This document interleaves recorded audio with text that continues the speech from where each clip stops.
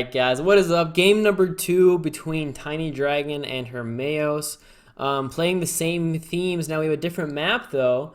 We now have this one, and that will be a bit more interesting because we do have a middle font map, and that should mean, unless Hermeos is able to rush this top font, unless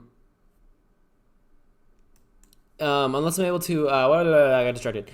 Unless he's able to rush this top font, it'll be much harder for, you know, kind of the group. We'll see, we'll see. I think that Magic is pretty strong. Wait, but what if I could have Gale Force it or just something the turn after? Yeah, okay. All right. I was talking about with Poxjunkie about the game before, why he didn't attack with his Curate, because he didn't have any other physical damage near it, so why not just deal the 7 damage? And then he said because he would have Gale Forced, and that's what I guess I said the same thing in the game before, or about a different like situation where you might be looking for a Gale Force kill. So that makes sense. Anyway, so it's again Hermeos playing Beasts. What is this? Frozen, right? From the or Freeze, sorry. Now he has to be afraid of the stun though from the Fae Enchantress. And like I said, when there's this mid font, like we have the Wisp here to tank. We have, I don't know if I like that. He can Force Barrier? Yeah. Because I think he wants to move to his top font.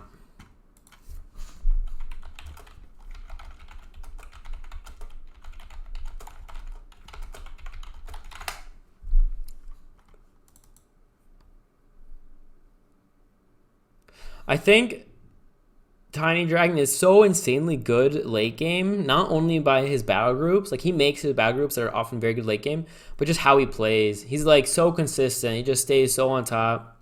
Like most people get tired by mid late game, but he doesn't. 8 damage. It's magic damage.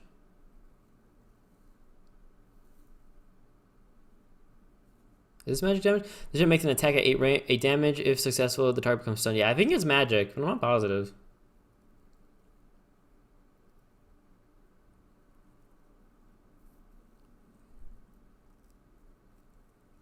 So Nepi says that with the draw that Hermeos got, it's 99% over unless protection comes out next turn, which I find strange because I think this is a pretty good setup by Tinydragon. Like, I don't think this is over whatsoever. Look at this HP. 15 extra HP. 5 from the War Banner. So we have an early War Banner, right? That's really good for Tiny. We have the Chained, and now we have Boost out. There's the Humble to cause Distracted. Distracted is good, again, just to clear the stun. But we do have to remember that KF has 2 very good ways of cleansing. They have the Cleansing Emerald, as well as they have the Herbal Antidote. Now, we also know that he's playing with spells. So this is not a full equipment-based battle group, so we can assume that those are in the battle group as well. Ooh, what is this? Why engage there? Did he engage? I mean, there's so much magic damage out, like, or psychic. Like, there's no physical damage out right now. So this aspect is so tanky. Like, there's so little way to kill him.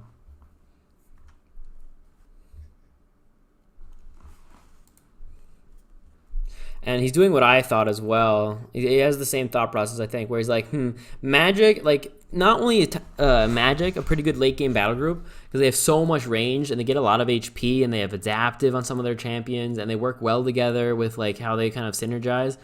But also, just like I said, Tinydragon is just so good late game, just like how he plays. He's very smart. So going to that top font, trying to, like, get an early lead just so you can eke out an advantage is a good idea. Can he get a kill here? Not even close, right? What is he going to do? He can attack. We do have the buffer on him, though, right? Look at this. Look, he's at 63 HP, right? He has the speed, as well as it looks like he has a buffer on him somehow. I'm not sure. Future Sight gives a buffer. There you go. Detection 3 is gifted a buffer from Future Sight. So he's right now at 73 health. Not bad. With Evasive. He's evasive 2, which is also insane. So there's some 10 damage. Who was that done by? Did he do that first with the Illuminate? I didn't even see. No, he doesn't actually have anything with Illuminate out. Alright, so there's that Aurora Investigator. And what the reason that Tiny moved the Fade Dreamer over there first is for that here, that Dream State. I wonder if he moves in now. He's at 40 health, so he still has an okay amount of health. But he also is like, he could get killed, especially with like a Grimlake's Bane. Probably gonna Beast Herder here. I mean, he's gonna probably use this ability. It's my assumption. He does have the Pounce. You could see if he can get a kill here. The Pounce, I believe, does not cause the one with Nora to go off, so he can deal double damage with the Beast Herder. He's not in range. There you go. Now he is. So now he's gonna He's probably gonna use this. I mean, he can attack once with the Doombringer first, though. That would make sense. He doesn't have any other magical damage, so it could make sense to attack first, unless he's charging. Ah, Blockade. We do have Blockade here. So that went off. There's the charge. Yeah, charge actually does not cause one with Nora to go off. Either does the Pounce. Blockade does stop the Tusk from using Trample, though, anymore. We can see, here's the chart. Yeah, this is actually really nice to deal with this. Does he have the kill, though? He still has an attack with the Arctic Tiger. Ah, that's why he deployed first. So yeah, he deployed first with the Beast Tamer to be able to get the extra damage on the Tiger, because the Tiger has Tameable. So while there's a friendly Longsword play, it gets 4 extra damage. Now, this is not a kill, though. He actually needs a spell or a nice... that's a pretty good spell. Because it just stops him. Even if the Fey Enchantress can still attack, he can't use anything else and he can't move. But this Wisp is still alive, and what we could see is that Stellar Horizon that we saw last turn, or last game. So if he's able to Stellar Horizon, he'll heal for a lot. Also, we don't have any other attack types here, do we? We don't have any Frost or anything.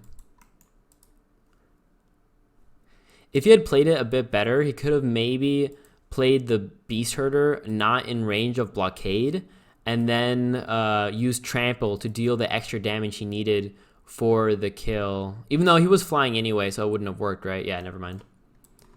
Because I don't think you can Trample on flying champions. But just... I'm not sure, actually. All opposing champions with 2 spaces. Maybe you can. I'm not positive. Probably. Sometimes Pox is kind of weird. Like, you think it can just fly over the trampling, but I guess not. Alright, so we see the healing because of that Echolite. So Doombringer will die. Now the real question is, will the Wisp die as well? And who will get the Nora Globes, right? Like I always say, in these really high-level games, that's really what matters. Who gets the Nora Globes? So once the Doombringer dies, I'm pretty sure that there's going to be a way to kill this Wisp. But once that happens, who's getting the Nora Globes on either champion? He's at 1 health. He can still attack one more time. This is the bounce. Go in, yeah, just attack. He's at 11. Snowcat will not die. He's getting the Nora Globe, yeah, he gets the Nora Globe, as well as the clue, so he gets 2 extra AP. So he can run away. Clue is so good. Like, the amount of AP you can get from this thing is crazy. It's elf or fairy. Yeah, it doesn't really matter.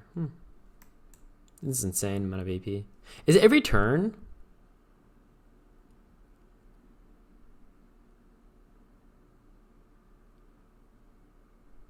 No, it's just once. Okay, so it's once per game.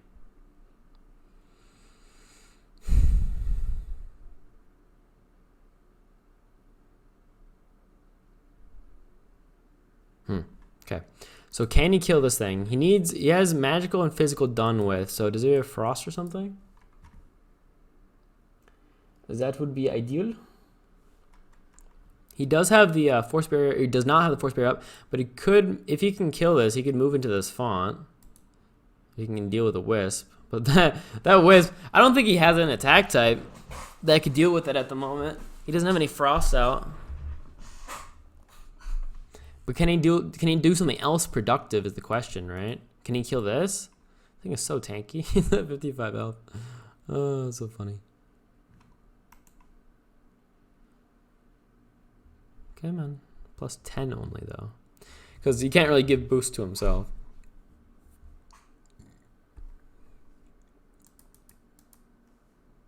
They all have magic resistance, though. So that makes it harder to even kill the Wisp. The double tapping? The Warden, I guess? You forgot about Blockade, though. Again.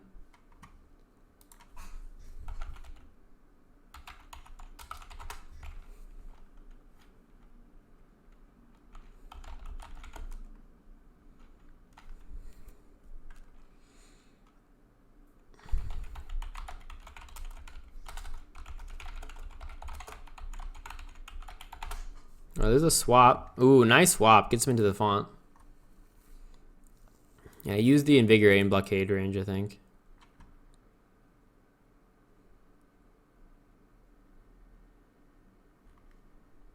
Alright, so he's in the font, and he dealt some damage to this Enchantress. So that was pretty good.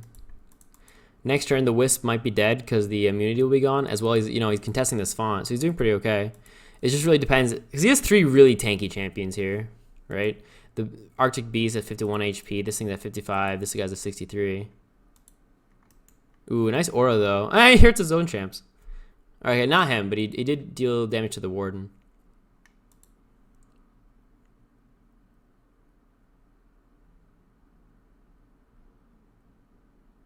I'm not really paying attention. So, -3.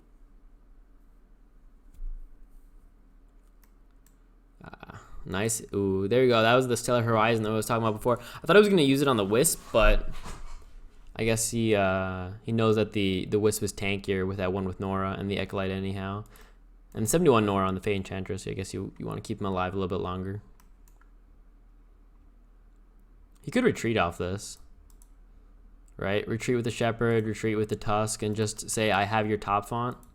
Both of these guys are, like, there's no healing out. There's only, yeah, there's no healing out, actually.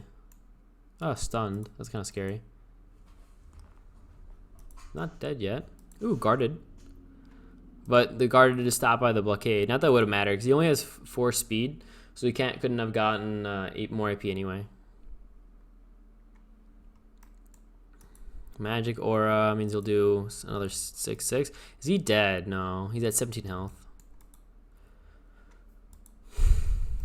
We do have mobility, though, on the Tusk, so he can just move back and forth all the spaces. Right? Yeah, like he has mobility because of this Halberd. And deal hopefully enough damage to get this kill. He's 8 AP. Yeah, exactly. See, he can now do a lot of damage, especially to this Dreamer as well. Does he have the kill? Yeah, he does. He can just go in with the Beast Tamer.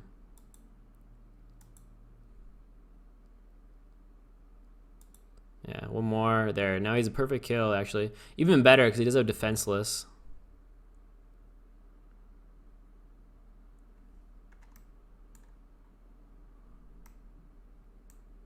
Alright, so he does kill his own Halberd, but that also killed the War Banner.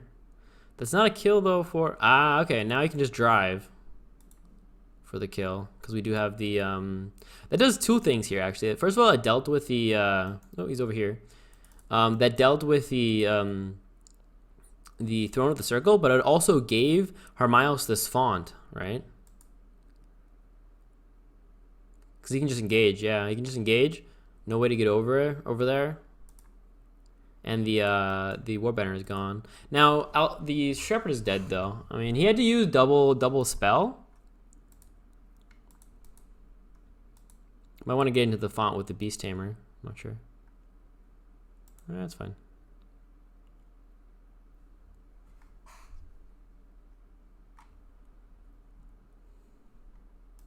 I wonder if he has any spell to kill the Enchantress. Probably not. But the thing is, the Fey Enchantress is stuck there. Let's see, 4 + 6. 1, 2, 3, 4. 1, 2, 3. Yeah. The Beast Tamer can next turn go in to kill the Enchantress because he has enough AP for next turn, and because the Enchantress is stuck there, he can just move in on him.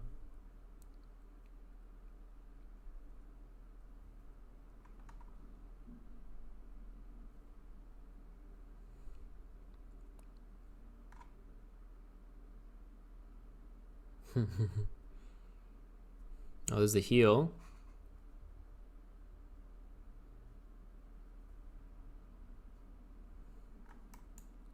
Yeah, these are both dead, right?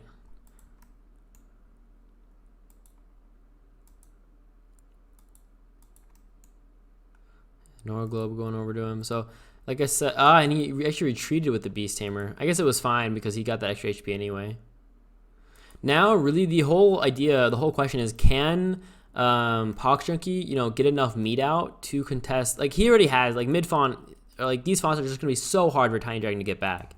But will he ever be able to get enough damage to be able to, keep doing something? Like, he doesn't want to get into, like, meat grinder type thing, where if, let's say, Hermione just keeps deploying, it dies, deploys, it dies, deploys, it dies, right? But he's, like, still contesting. So it's very hard to say who's winning. Champion-wise, it's, 3 champions versus what, 5? 1, 2, 3, 4, 5. But like I said, these guys just will never die with that mirrored plus the healing that ST has. It's gonna be so hard.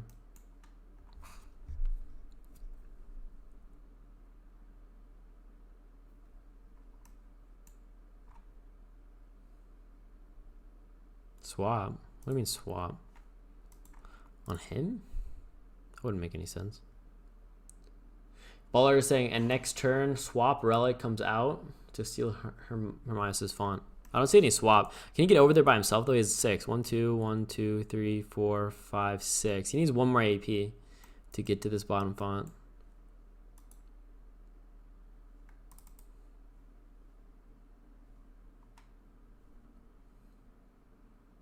Because he can't swap with the page. That wouldn't even put him any closer.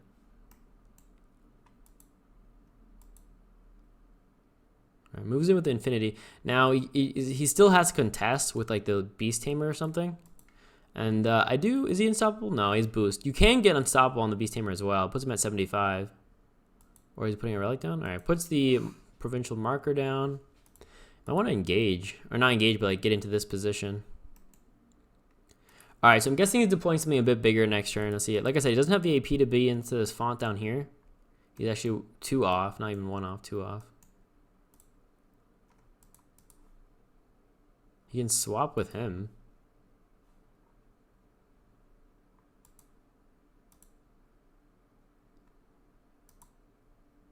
Just so that the Enchantress isn't engaged anymore. Yeah, but he needs 2 AP. I don't see how he gets that. The only way that I can think, like, does KF have any AP gaining abilities or spells, I mean? Swift Wind, that gives him 1 AP. Oh, he means the swap relic. Ah, okay, I get it. He's talking about the Bridge to Nowhere. The Bridge to Nowhere gives champions swap, I think. So. Or is it Bridge to Nowhere? Or the Woodlands Portal. One of those.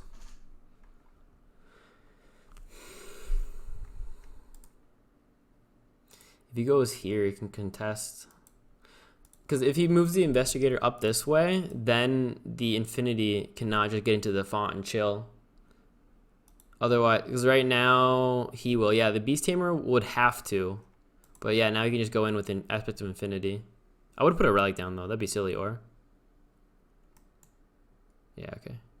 Yeah, so exactly. So now the Beast Tamer can actually just chill here, give whatever is deployed AP. Exactly. Now I can invigorate the Ice Fang. And drive. And then range stance.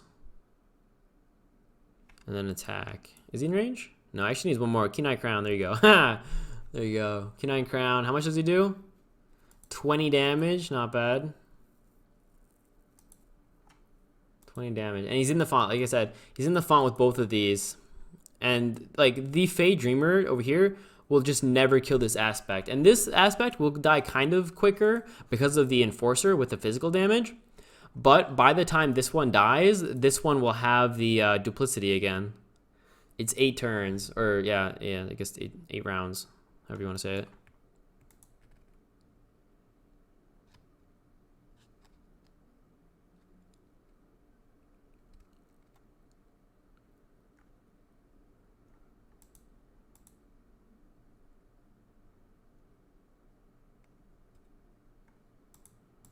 All right. So the Warden, yeah, exactly. The Warden can get into the font.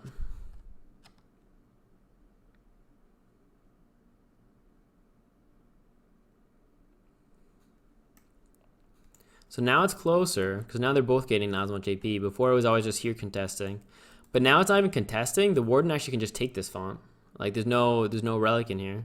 Can he get over there though? Let's see, 3. Yeah, with a relic he could. 1, 2, 3, 4, 5, 6, and put a relic down if he wants. I'm not sure if he has any more though. He already played the war banner. He already played the precision thing, the hybrid. It's really just all relying on this Ice Fang. So it's kind of hard. Ice Fang is at 6 speed. It was at 9 AP. That was at 8.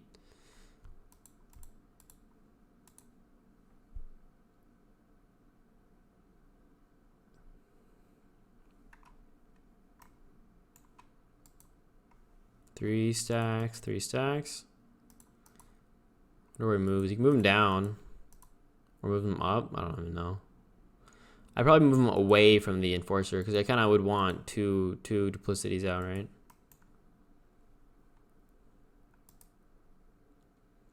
Alright, there's the, whatchamacallit, the feet from this guy.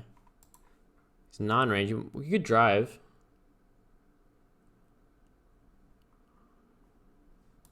Yeah, drive to 20 again. Or so, 18, whatever, we're rounding up.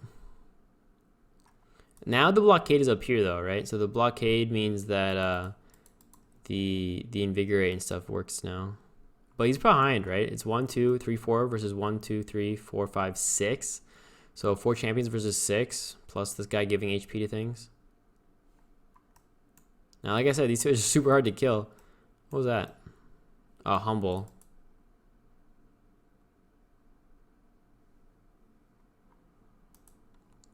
It's, to be honest, really good that he plays this. Imagine he didn't play this. He would not have any damage. Because like the mages or whatever. Oh,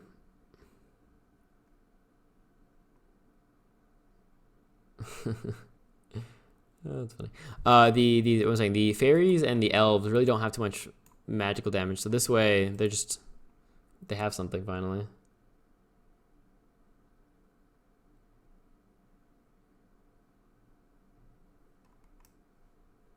All right. So what does Tinydragon do now? So we could see Poxjunkie go down here now. He could contest the font with the Beast Tamer, and I think he wins the 1v1 versus the Warden, but it's close just because this has 1/3 range and the Entangle. Ooh, we could see spells played here for the kill, or he's just in double tap range. Never mind. So now it's an easy kill, right? Oh, I didn't even see we have a Wisp here. I forgot about that. Oh yeah, because the Wisp was the escape magic, so it's even another whole champion that we didn't know about. All right, this is way over then. Never mind. Yeah, okay, that's crazy. Yeah, so let's just think about the game then. Let's just think back on what happened. He wasn't able to kill the Wisp. Right? That's what happened. He went in, he froze the fairy. Then he went to the right. He went to the right, like up here, right? And he went to go kill the Wisp with his charge. He wasn't able to kill. And then after that, there was just like a load of AoEs with like with the Throne of the Circle and stuff. And he kind of just died after that. He didn't get the kill, and he kind of just died. So what I can remember right now, I had to look at the video again. What happened? Like where was the tipping point? Did he use a lot of spells? I feel it's kind of weird how little champions he has. It's like 1, 2, 3, 4, 5, 6, 7, 8 champions versus 3, and these are duplicity champions, so they're not even like Nora wise. It's like 2 champions right now versus 8. But now that I think about it, Hermios hasn't killed a single champion, right? He wasn't able to kill a single champion, I think, because the fairy was just escape magic back to the font.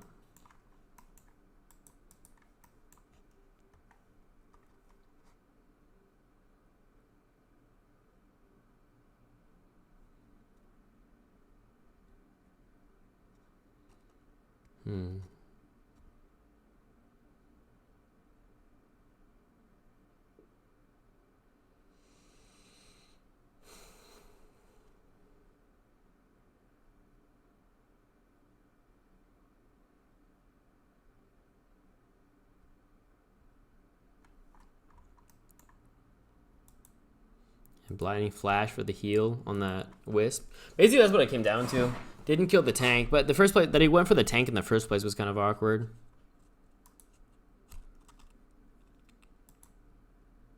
He had the early aspect, which is usually pretty strong. But he didn't have any damaging champs. I mean, he had the, yeah, GG. Huh, interesting. Good game. Really interesting.